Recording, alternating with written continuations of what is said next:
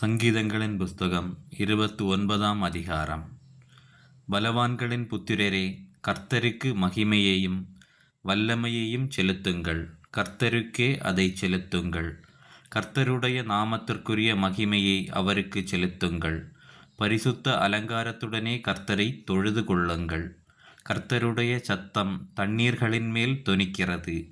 மகிமையுள்ள தேவன் முழங்குகிறார். கர்த்தர் திரளான தண்ணீர்களின் மேல் இருக்கிறார். கர்த்தருடைய சத்தம் வல்லமையுள்ளது. கர்த்தருடைய சத்தம் மகத்துவமுள்ளது. கர்த்தருடைய சத்தம் கேதுரு மரங்களை முறிக்கிறது. கர்த்தர் லீபனோனின் கேதுரு மரங்களை முறிக்கிறார். அவைகளை கன்றுக்குட்டிகளைப் போலவும் லீபனோனையும் சீரியோனையும் காண்டாமிருக குட்டிகளைப் போலவும் துள்ள பண்ணுகிறார்.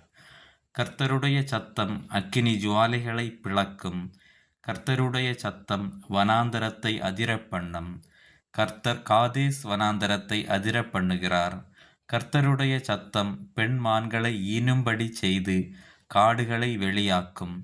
அவருடைய ஆலயத்திலுள்ள யாவரும் அவருடைய மகிமையை பிரஸ்தாபிக்கிறார்கள். கர்த்தர் ஜலப்பிரவாகத்தின் மேல் உட்கார்ந்திருக்கிறார். கர்த்தர் என்றென்றைக்கும் ராஜாவாக வீற்றிருக்கிறார். கர்த்தர் தமது ஜனத்திற்கு பலன் கொடுப்பார். கர்த்தர் தமது ஜனத்திற்கு சமாதானம் அருளி அவர்களை ஆசீர்வதிப்பார். ஆமேன்.